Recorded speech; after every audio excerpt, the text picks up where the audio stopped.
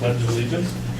I pledge allegiance to the flag of the United States of America and to the republic for which it stands, one nation, under God, indivisible, with liberty and justice for all. Yes. We have roll call, please, Maureen. Mr. Bembo? Here. Mr. Davis? Here. Mrs. Lee? Here. Mrs. Hett? Here. Mrs. Rail? Here. Mrs. Medina? Here. Mr. Krings? Here. Thanks, Maureen. Before we start, I'd like to wish Happy Veterans Day to any of the veterans we have here tonight or watching on television, and thank them and their families for the sacrifices they make to protect our freedoms. So, could we please start with the students' report? Okay, so early October we had Career Day, which went over really well, especially for the sophomores because they got to go to Mid-State and do some fun hands-on activities, while seniors and juniors got to sit in classrooms. But I liked it because I got to work on my college application during that time. Also, a new thing is the video announcement boards. If you've been to Lincoln recently, they kind of look like TVs, and they're in the cafeteria area. So that's something new. Winter athletics start this week. And for student council, we are doing our food drive this week, and it's 11th through the 15th. And all the food that we collect goes to the local food pantry, and we do it usually before Thanksgiving. So they have the extra food for Thanksgiving. And it's a competition between the homerooms, so we'll see how that turns out. And that's all I have for today. Thank you, Emily. Okay. Next, we have the minutes. Okay, I would make a motion to approve the regular Board of Education meeting minutes of October 14th, 2013, and the special Board of Education meeting minutes of November 4th, 2013. A motion and second to approve the regular Board of Education meeting minutes of October 14th and the special Board of Education meeting minutes of November 4th. All those in favor, please say aye. Aye. Opposed? Okay, next we'll move on to comments from citizens and delegations. Are there any? Okay, thank you. Okay, committee reports, John. We start with business services. Thank you, John. We started our meeting at 6 p.m. sharp, and we only had one consent agenda item, and that was regarding the Skyward contract approval. Does anybody know anything held out on that or questions? Okay, if not, Skyward had offered us what we call a contract loyalty program for the renewal of 3 school years, and a no increased cost for each any of the 3 years. And actually, there was a savings of $4,000. Thank you, that's what I was looking for. A 3-year saving, a projected 3-year saving of $4,564. However, that doesn't really include, it probably will be a larger savings because it doesn't really include that if there would have been any increase during that 3-year period. So we'd be realize that savings as well.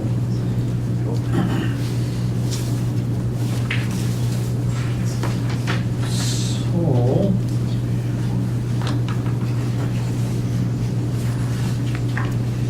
I have a question, one question. yes.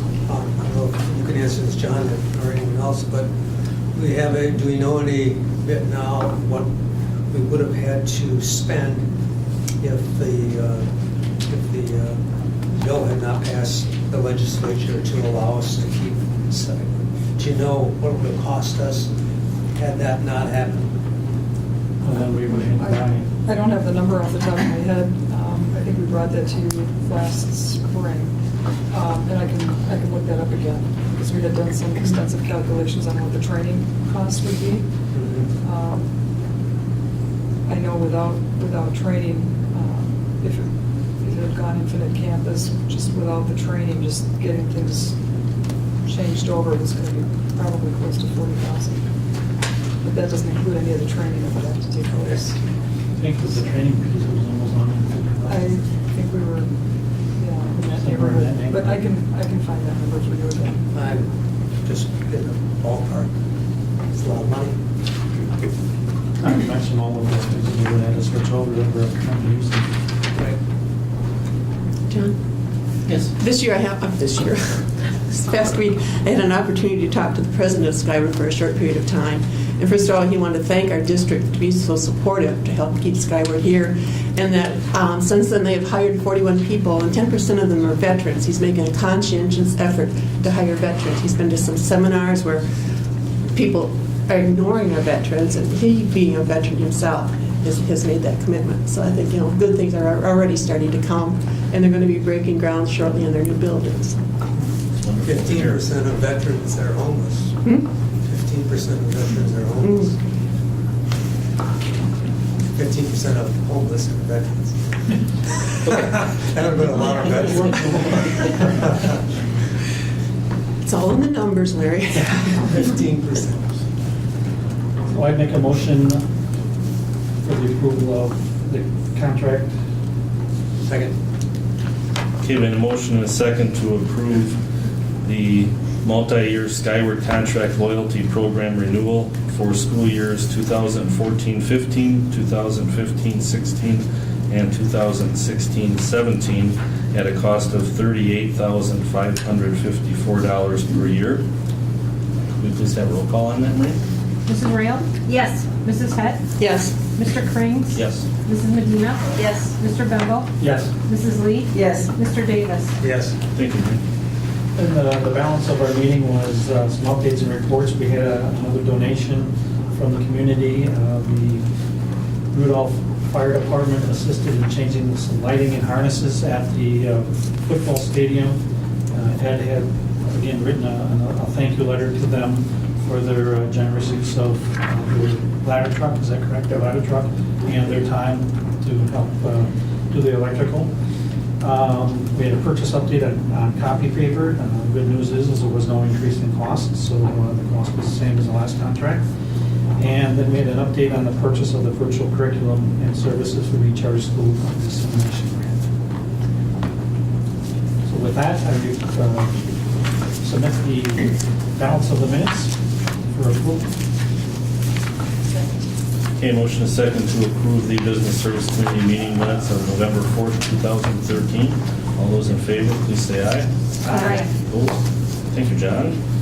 Next, we have Personnel Services. Cindy? Personnel Services met last Monday, November 4th, and we had no public comment. And from that meeting, we have 2 consent agenda items. We had one item that was tabled for consideration at a future date with more information to come forth. But our 2 consent agenda items are as follows. The committee recommends, and I move to approve the 1 professional staff appointment, which is effective October 28, 2013. And number 2, the committee recommends, and I move to approve the 10 support staff posting results. I'll second that. Okay, motion is second to approve PS1 and PS2. All those in favor, please say aye. Aye. Opposed? And then we had an update on open enrollments, and I think you've gotten a copy tonight. You can see we had transfer-in applications totally of 205, and quite a few of those, 69, are virtual and 4K students with that 66030 agreement that we have. And then we look out, we had 174 that were transferring out. So we had a net gain, and when you can see the figures down at the bottom of costs per each of those positions or students. But in actuality, we have a net gain of transfers in over out of $206,223. Does anybody has any questions concerning those figures? Larry? We're just wondering how they transferred out to Waukesha. How did that work out? They're probably virtual. Huh? Virtual. School. Oh, okay. It says virtual on the other Yeah. one. Not on that one. Yeah. No other questions? With that, then I move that the minutes from the November 4th committee meeting be approved as printed. I'll second that. The motion is second to approve the Personnel Service Committee meeting minutes of November 4th, 2013. All those in favor, please say aye. Aye. Opposed? Thank you, Sandy. Next, we have Ed Services. Ann? Thanks, John. Ed Services met last Monday, November 4th, and we had no public comment. We have 2 actionable items And the first is about fruit tree planting from the Fruit Tree Planting Foundation. And they awarded us a tree orchard grant. Kathy Stebbins-Hintz was here and gave an overview of this grant, highlighting it as an additional service learning opportunity for our students at River Cities High School. Then our second consent agenda items was about atomic learning. And Kathy again explained that Atomic Learning provides an online training modules for a wide variety of software applications. This training tool is utilized by staff, students, and community members. So unless anyone would like either one of those held out, the committee recommends and I move the adoption of ES1 and ES2. I'll second that.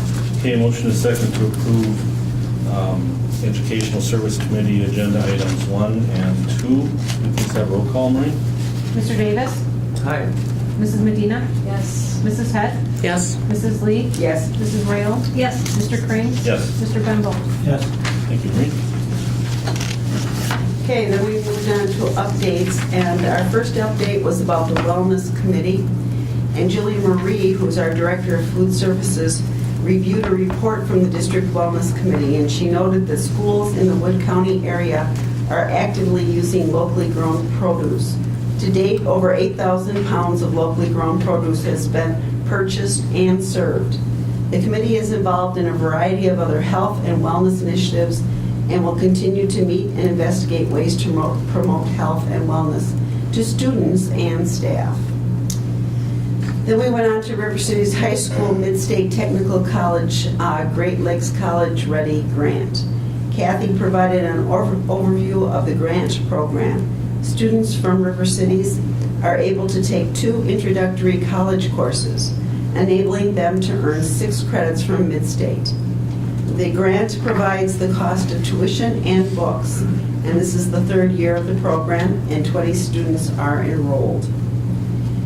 We went on to Howe Spotlight School update, and Matt Renwick, who's the principal of Howe, was here to share that Howe Elementary School was selected as a Spotlight School for the 2013-14 school year. This award from the Department of Public Instruction is for schools who have received the School of Recognition at least 3 years in a row. As a Spotlight School, Howe will be hosting 3 site visits for other Wisconsin schools to hear the Howe story and learn from their success. Matt invited committee members to attend the upcoming site visits and distributed an invitation with the dates. Then we went on to Think Academy Charter School Report, and Tina Wallner, who's the principal of Think Academy, and Amy Fuller, who's the Governance Council President, were here to provide an update on Think Academy's 2nd year as a charter school. Tina shared the goals of the charter, explaining that the school was dedicated to the development of a brain-based curriculum, which is a highly effective the development of a brain-based curriculum, a highly effective governance council, and a high degree of parent and community support, and student satisfaction and participation. Then we went on to hear the Meade Elementary Charter School report, and the principal there, Margie Dorhorst, reviewed the definition of a charter school as well as why she believed maintaining charter status was important for reaching the school's goals. Tina Miller, academic coordinator, reviewed Meade School's accomplishments, including reaching the standard of exceeds expectations on the school report card. As part of the charter grant, Meade School is offering several visitation days for other schools to come and observe how they function as a school and learn from their success. Committee members were invited to attend any of the upcoming visitation days, and a handout was distributed with those dates. In addition, Meade will once again be offering the Summer Innovative Institute, which will take place on June 16th and 17th, 2014. Then we went on to educator effectiveness orientation, and Kathy Stebbins-Hintz provided an update as to how Wisconsin Rapids Public Schools is preparing for the implementation of the educator effectiveness process in the 2014-15 school year. A video from DPI was shared, and it was noted that all district professional staff will view this video on the November 8, 2013 Professional Development Day. Elementary principals will share information with their parent-teacher organizations, and the video will also be made available on the district website. The Quality Educator Committee is working to address how the new system coincides with our current professional development process and plans to merge the two, making the transition more valuable for staff. And the last topic was new course proposals and modifications. Kathy updated the board on 5 new course proposals. The proposals are still moving through numerous committees for review before the final proposal will be presented to the Educational Services Committee in December. Implementation of the business communications and food science classes is targeted for the 2015-16 school year. Modifications to grade out 10 and 11 social studies courses and English 101 and 102 are targeted for the 2014-15 school year. Several questions were asked about English 101 and 102, including the cost of tuition if financial aid would be available, what colleges would accept UW Wood County credits, and the advantages of this course over youth options. Kathy indicated she would get answers to these questions and share them with the committee. And with that, the committee recommends and I move adoption of the Educational Services Committee minutes. Second. Okay, motion is second to approve the Educational Service Committee meeting minutes of November 4th, 2013. All those in favor, please say aye. Aye. Okay, thanks, Ann. Before we move on, I'd just like to say I had an opportunity to go to Lincoln High School and have lunch in the staff lounge today, and it was very well received. It was nice to be with the staff members, and I would encourage other board members to take an opportunity. I think it's appreciated that you get into the building, so just wanted to make that note. Okay, next we can move on to the agenda referrals and information requests. We attended on Saturday a WASB workshop and legislative workshop, and it just reminded me that we had said we would invite the legislatures again soon. I thought it was sometime about now that we had said, no, really? Well, you know, that's my memory, but my memory is pretty warped. At a board meeting or at our last consortium? Board meeting. We had talked about it. I don't know if we had said when we were going to, but If we can't do it now, I just want to do it. It seems to be very valuable. Are you thinking to a board meeting though, or are you thinking to like a consortium? Board meeting. Board meeting. One of the board members that were presenting that indicated that they found it beneficial to have one legislator there at a time because they're not getting the I agree, or whatever that you could really zero in and talk one-on-one with one board, one legislator at a time. So maybe that's something we want to think about too, rather than all of them at once. Okay. That way you don't have to balance all the schedules up. That's true too. I think they did say Mondays are a good day because they don't board session until Tuesday, so. Are you thinking Julie, Amy, and Scott? Mm-hmm.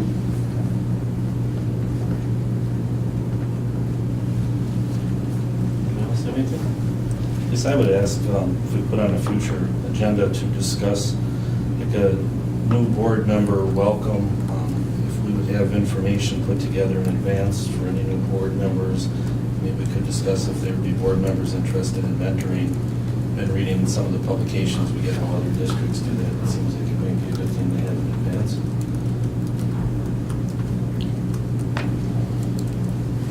Anything else? Which group? It's not WASB, but Boston? WASB, they put some of the new board members seminars too. Yeah. It is, One of they this, do. yeah. Those are very helpful. I went to one of those when I first got on the board, and those are helpful. Yeah, and I've read some of the things John read, or probably some of the things, but some of the same comments, and it also said it's helpful because each board, does things a little differently too. So, as WASB does for the whole state, what each board does and how they act is, so I think it's a good idea. Anybody else have anything? Okay, next we'll move on to the legislative agenda. All right. Yes, I have something tonight. Actually, I'm going to report on the Legislative Advocacy Conference that Sandy and Ann and I went to on Saturday. I'll just hit some of the highlights. I think it was probably one of the better conferences that I've been to. I think WASB is stepping it up a little bit because we actually went to the Region 5 meeting the week before, and that too was very well put together with a lot of information, almost too much information for the time period, but I'd rather have good information and too much than bad information and too much. The first one that we heard from was, his name was Michael Ford. He was a professor at UW Oshkosh, and prior to that, he was actually in government affairs. Prior to that, his bio said that he was in the nonprofit sector for a little over 8 years.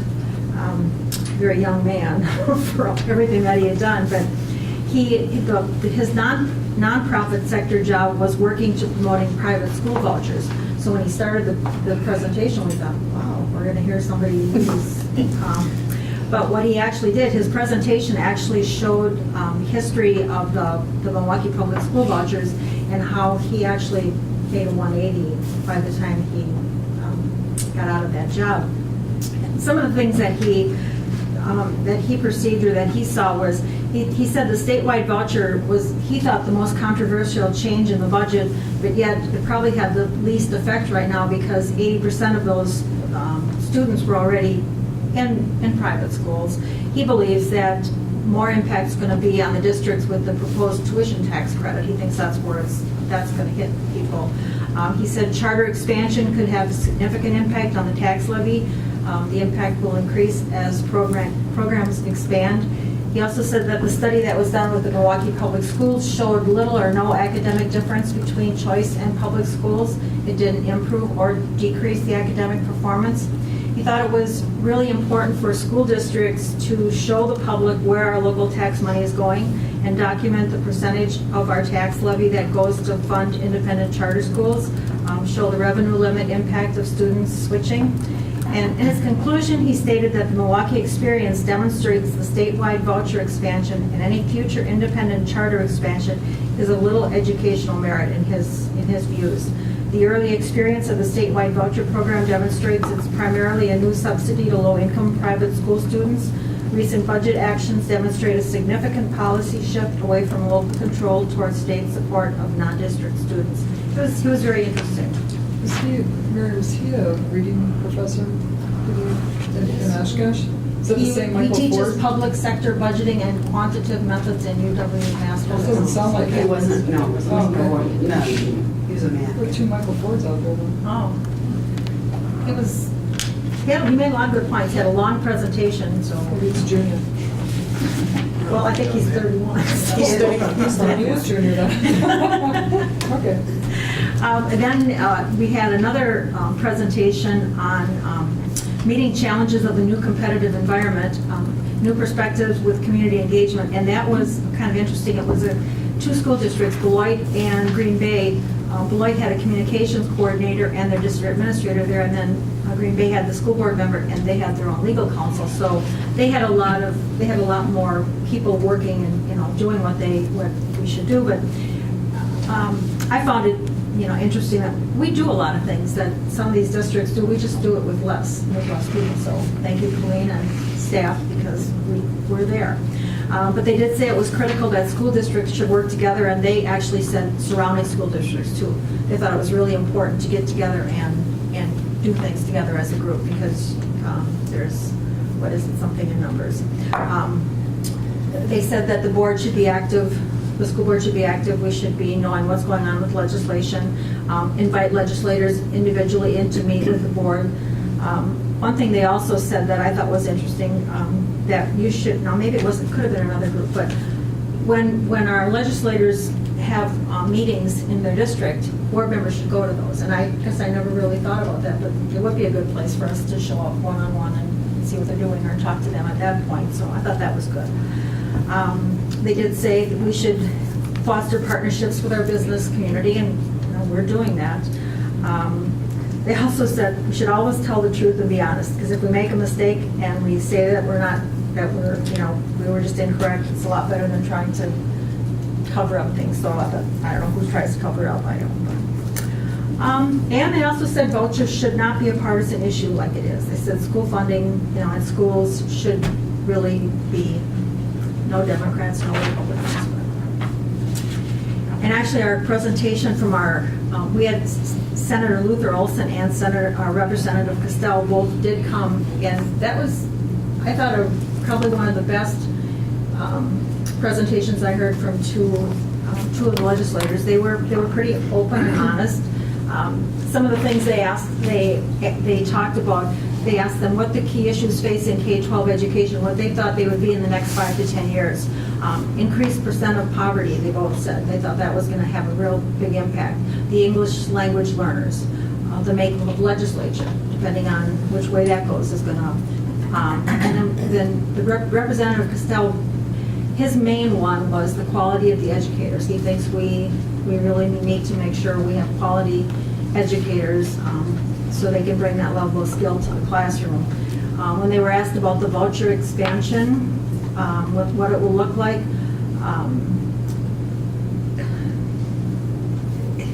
neither one of them really wanted to say what they thought it would look like.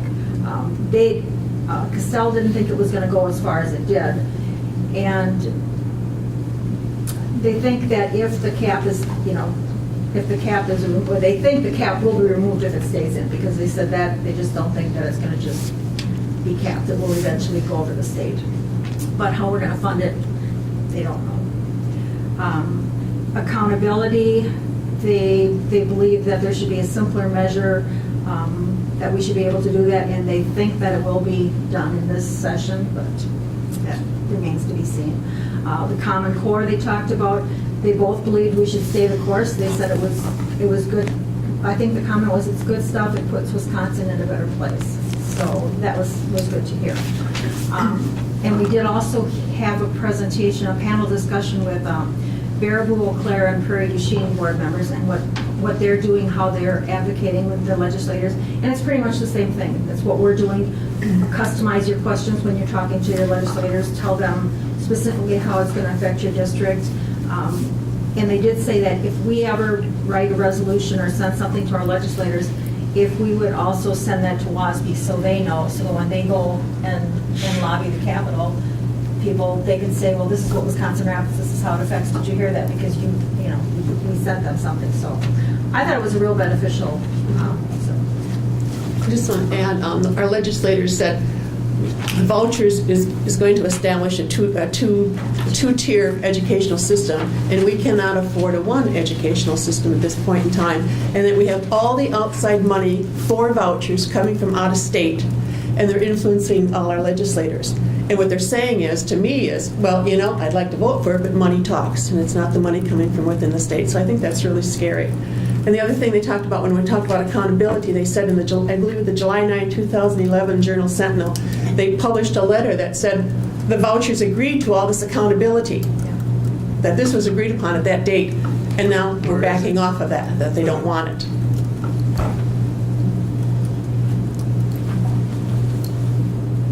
Okay, so that's all. Thank you, Mary.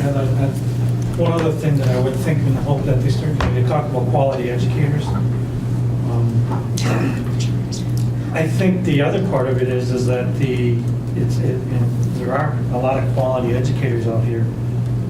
The problem is burnout and frustration, because I've heard it from multiple teachers, and I live with one, about the fact that they love teaching their kids, and that's why they're still doing it, but they really are fed up with all of the stuff the state is ramming down their throats, and all the changes that are happening basically in a 3-year period. And we hear about it. Kathy's talking about it with Common Core standards. Trudy talks about it with the different special education needs and everything else. And the fact that they continue to try to still have to, I guess the bottom line is that whole part of the quality educator, we have to look at the health of the educator, both mentally and physically, as far as the stress and everything else that goes along with the job.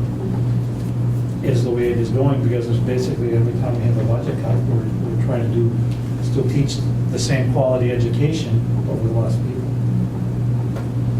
So that's what that's a message that I keep bringing up to our legislators when I talk to them, is that, you keep talking about this, and Sandy hit it on the head. We can't fund the system now. Now you're trying to put more money into it, and then take money away from it already, and then give it to these private schools, which, separation of church and state. I still can't believe there hasn't been a court case about it from, when they're all up in arms about a nativity scene over by the river or up in Marshfield.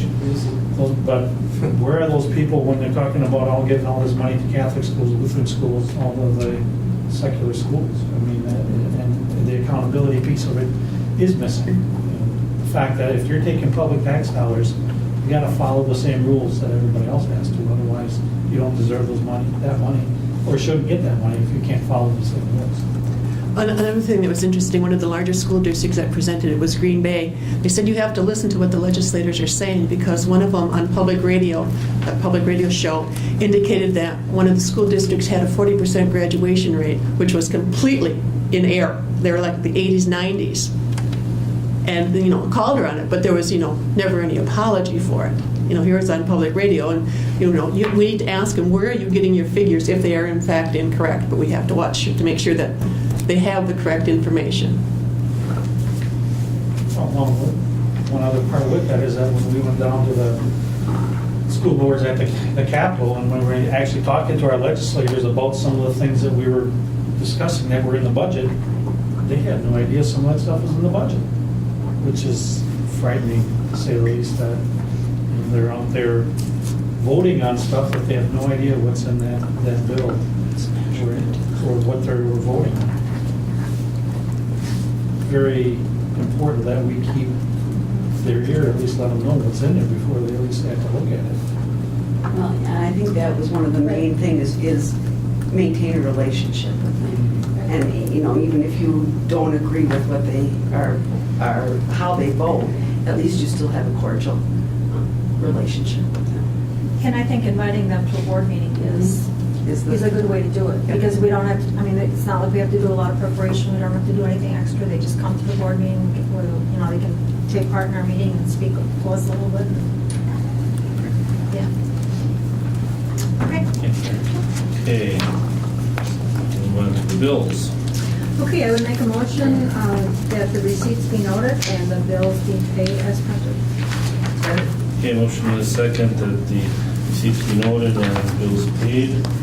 Please have a roll call, Marie. Mrs. Head? Yes. Mr. Bengel? Yes. Mrs. Lee? Yes. Mrs. Reynolds? Yes. Mr. Davis? Yes. Mrs. Medina? Yes. Mr. Krames? Yes, thank you, Marie.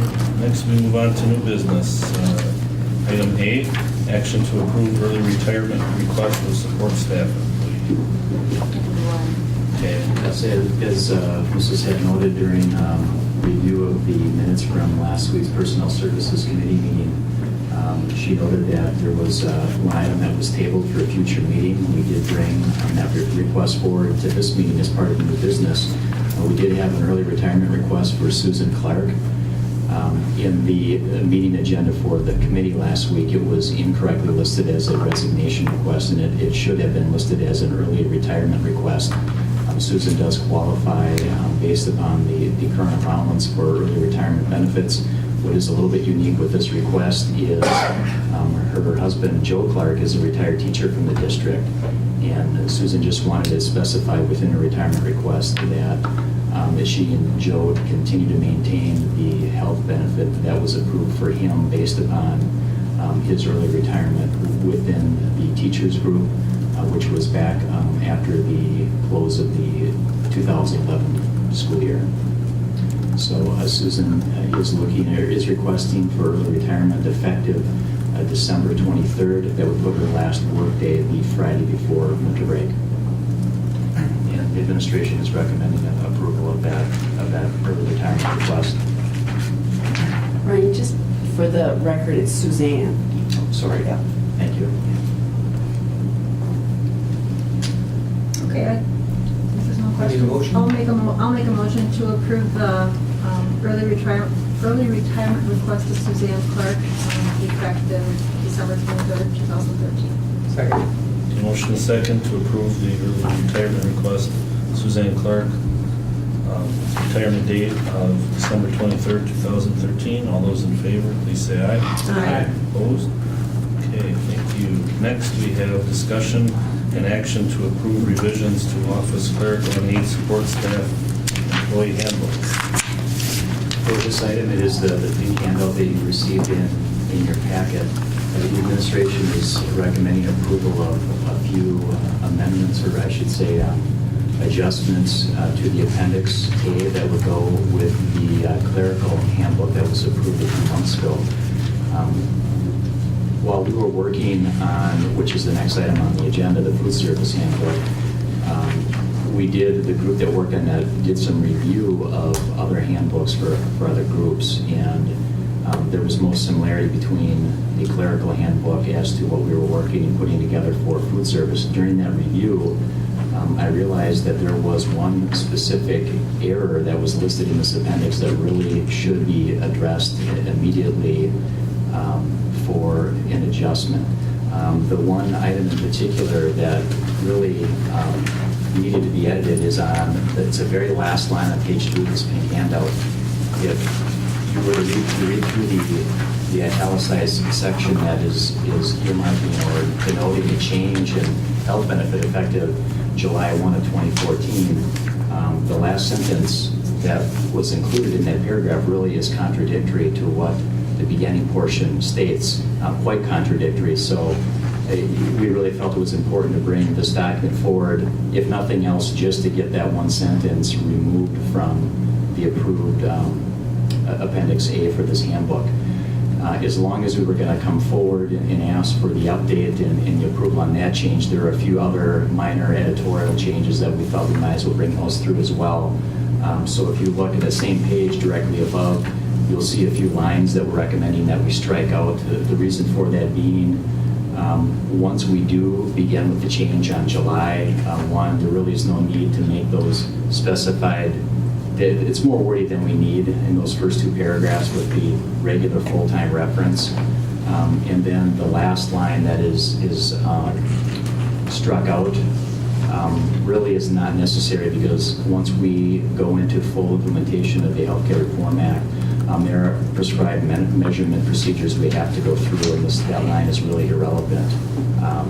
That really is a carryover from what we do right now, so it's really not necessary to have that line in there. There was back on the first page just a couple of minor adjustments. Be the third paragraph down, striking the word individual, because once we go into implementation of the Healthcare Reform Act, the measurement of an employee's average hours worked in a week really is all of their positions. It's not just one individual position. If it's an employee that works two different jobs, you count both of them collectively. So the word individual really is not relevant to this implementation. And then you see a bolded reference to dental, just specified in this paragraph that it's referring to dental. The last couple of items that I would speak to are on the last page and the back cover. And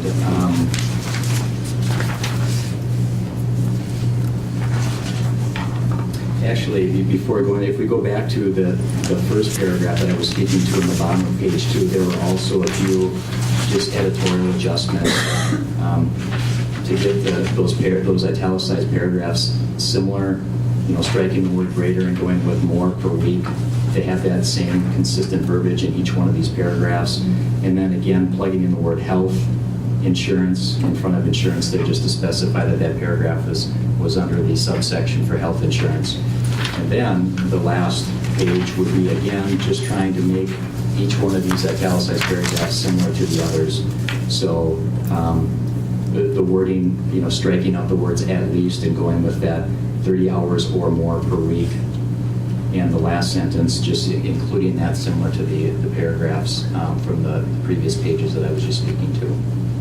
So the administration's recommendation would be that the board approve this updated, amended version of Appendix A to be effective immediately upon your approval.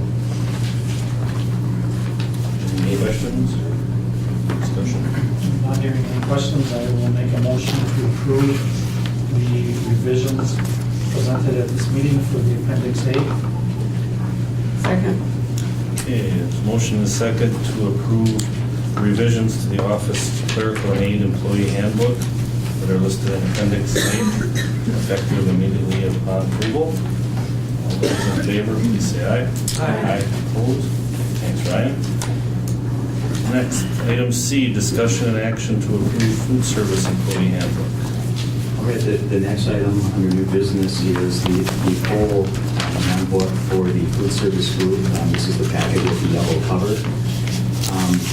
Before speaking to a few of the items in the booklet, for the handbook for this employee group, and address any questions you may have, I'd like to just briefly speak to the process we went through in developing the handbook. And I also wanted to know that Julie Marie is here attending the meeting this evening to help answer any questions in case there are any specific to this group.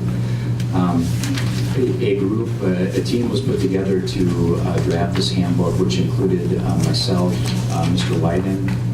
Each one of us had 2 administrative assistants from each of our departments participate. In addition to that, Julie Marie and her administrative assistant, and then a representative from this employee group got together and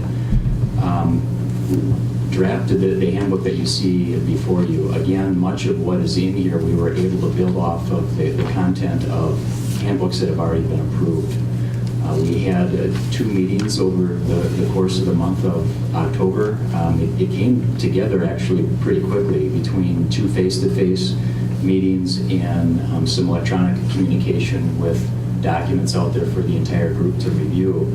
After producing that draft, Julie and I actually hosted a meeting with the employees from this group. The entire group was invited to attend. Julie, I believe that was 2 weeks ago from today, that last Monday in October, we held a meeting here in this room, invited the entire group.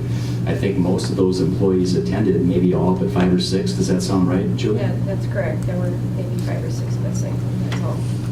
And during that meeting, it gave us the opportunity to do 2 things. First of all, we did review the new hire salary schedule that was approved at last month's meeting by this board, and talk about how that would work, as well as the pay increase that was approved for that group. And then it gave us an opportunity to review details from this handbook. We did have an electronic version up on the screen. Julie and I had a list of items that we knew would probably be of significant issue to the group for changes that were going to be coming through, and it gave us a good opportunity to meet with them face to face and give them a rundown of those updates and answer questions that they had. I feel that it went very well. I think we had some pretty good feedback. Julie, would you agree from that group about how that session went? Yeah, I would agree. I even got some comments the day after the meeting. People were appreciative of the opportunity to hear about things and to hear the potential things in the handbook and to be able to ask questions. I think it was really great to have Brian there because, then they could directly ask those questions and get feedback back immediately on things. So it was a good meeting, I think. As far as the handbook itself, again, much of what is here is similar to what has already been approved. In fact, since the copy that you received was sent to you, it was passed on to our legal counsel for review, and we received correspondence back from legal counsel last week that they did not find any issues or any recommendations for changes, that it looked good as was presented. Again, much of what was included in this is a carryover from the past. I do have just a couple of edits that I would recommend. Actually, it falls right in line with what we just discussed on the last agenda item under new business. If you were to return to the Appendix A in this handbook, it would be page 32. Again, just minor editorial adjustments, but similar to what we just talked about. I would like to note that we recommend that under paragraph 3, that word individual is struck. And then on the last line between the words districts and insurance, that we pencil in the word dental, so it says districts dental insurance. That's paragraph 3 on page 32. And then the next page, page 33, What about down below, under premium contribution, you want individual taken out of that as well?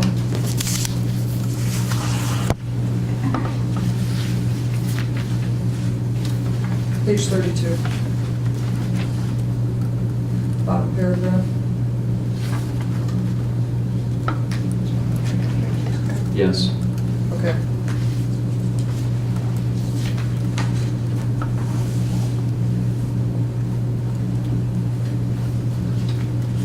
The next page, then page 33. Under the subheading, minimum hours for any board contribution, get 6 paragraphs down. Again, for consistency, to strike the word greater, and in its place, include the words more per week, so that it would read effective July 1, 2014, an employee who has an assignment of 30 hours or more per week is eligible to participate in the district's health insurance plan. And then the last sentence in that same paragraph, again, between the words districts and insurance, that we pencil in the word health, so it says district's health insurance. One other thing that I would note regarding this section is, which makes this appendix a little bit different from the last group that we just amended for the clerical group and like our teachers and custodial group, for example, would be we did not write in a recommended insurance level benefit to take what will be in place July 1. We're still discussing that. What I would anticipate is that the recommendation we bring forward would be similar to what you see in the middle of this page 33, where it says premium contributions. The recommendation likely will be the same, as in 85% for a single plan, 50% for family. The adjustment really only becoming that 30 hours per week need to be worked to be eligible in conjunction with the Healthcare Reform Act, but the administration is still discussing that. What we're anticipating doing is, after the first of the year, sometime in spring, bringing forward to the board a recommendation for each employee group, the details of what that health coverage would look like to take effect on July 1 of 2014. For each employee group to break that out. In essence, what I'm saying is that we'll be bringing forward in the spring a new version of this Appendix A for each employee group.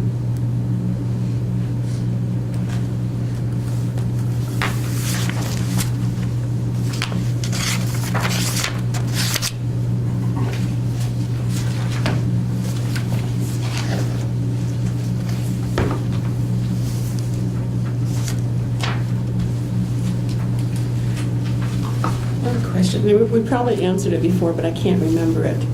On page 11, when it talks about equal opportunity,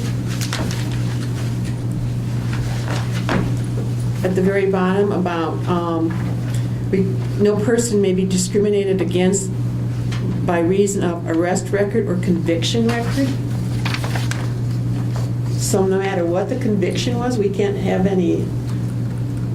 What if it's the standard is whether that conviction relates to what job they would be performing. and the district makes that decision?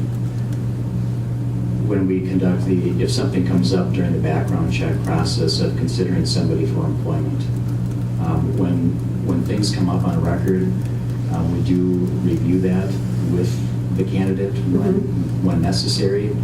And the bottom line is it really needs to be, if that's going to be the decision for not employing, it needs to be for a reason that would relate directly to the job duties that they perform. Okay. All right, and then on 13, gambling. Just reading it, it says gambling during the work day on or off district property. It's on a work day that they are working. I mean, it could be Wednesday's a work day, but they don't happen to be working. With this, they could get in trouble, could they not?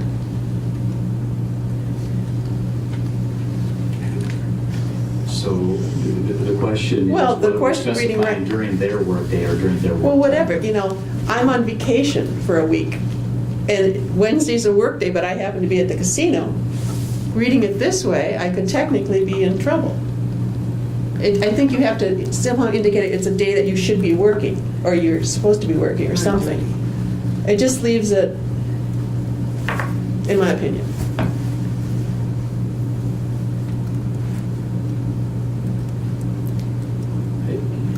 The way in which you're... On your scheduled you're work considering it, day. I think we would interpret it in conjunction with that. For example, what you brought up, if somebody, and we obviously would know that they're on an approved vacation, and, we get a call that so-and-so's seen at the casino on that day.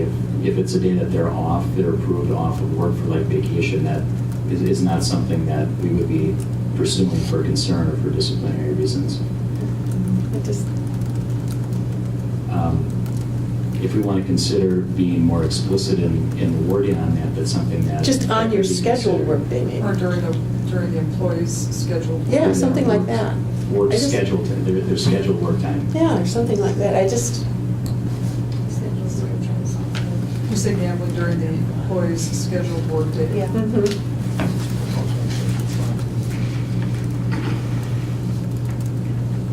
That's more explicit. I mean, we know what it means, but Mhm. we poof and disappear, and then somebody tries to. Yes, but I don't think that would ever happen. Well, it's not just being ambiguous, how do you control these during work day, how do you control off, off? Like Sandy said, it's a day off. Even though they were supposed to be working, they're off. Well, the intention is that they're working and they shouldn't be off. Any other questions or discussion? I would make a motion to approve the food service employee handbook as presented. Second.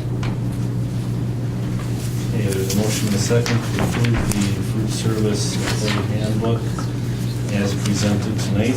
Did you want to have listed the revisions that Ryan and Sandra? With the revisions. Okay, with the revisions noted. All those in favor, please say aye. Aye. Opposed? Okay, thank you.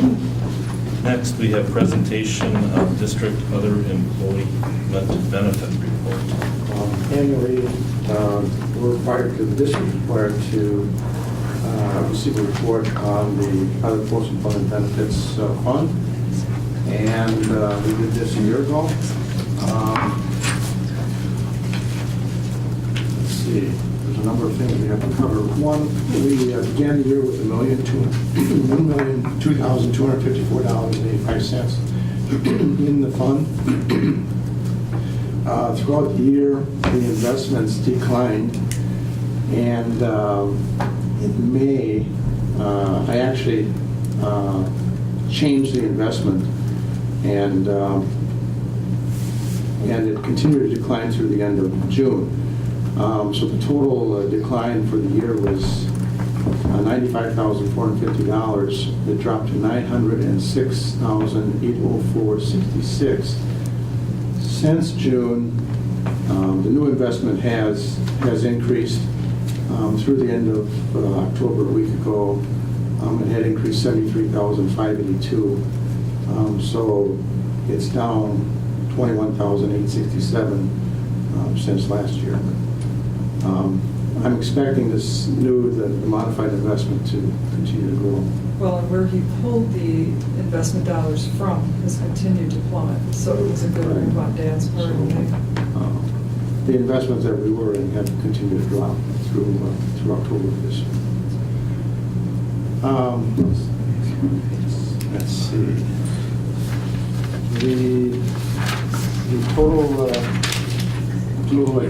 The total expenditures out of the fund were $2,867,233. That went to cover retiree health insurance benefits, including their implicit rate subsidy.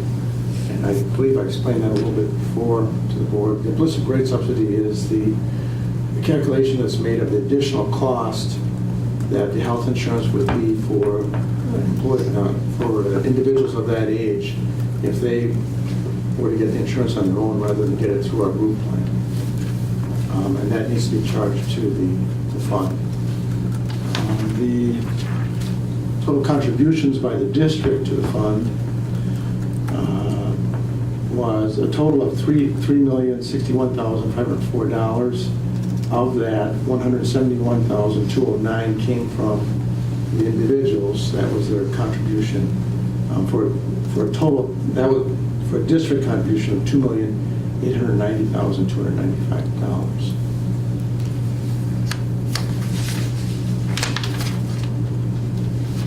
I'll make sure I cover everything. Oh, and the investment firm that we have the investments with is Morgan Stanley Smith Barney. And with that, I'll open up to questions, if there's any questions from the board. Yes? What effect will the Affordable Health Care Act have on those costs? What the impact will be that we either have to modify the health plan or the costs will continue to grow and the district's contribution will increase. And part of the general fund will have to contribute more money to cover the costs for these retirees unless we in some way modify the plan going forward. Does that answer your question? Do you anticipate any savings, or maybe you can't figure it out until it happens?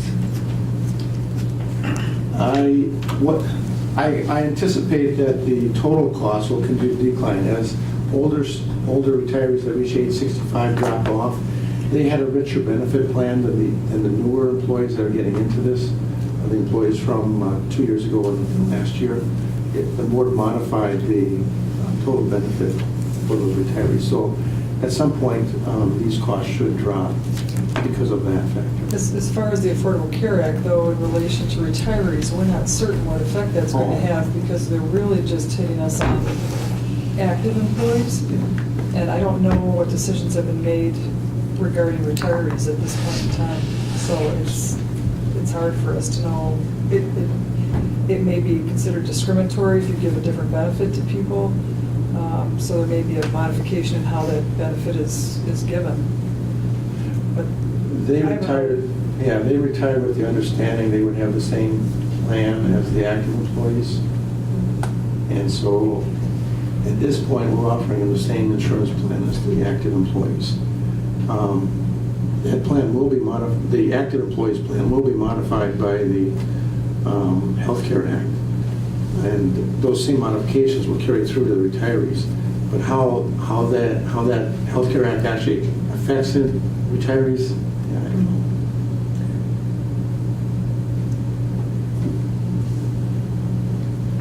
Any other? Can we get a paper copy of those numbers sometime at your leisure? Sure.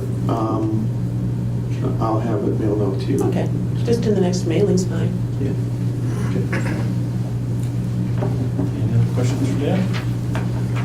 Okay. I guess that we're adjourned. Next meeting is December 2nd.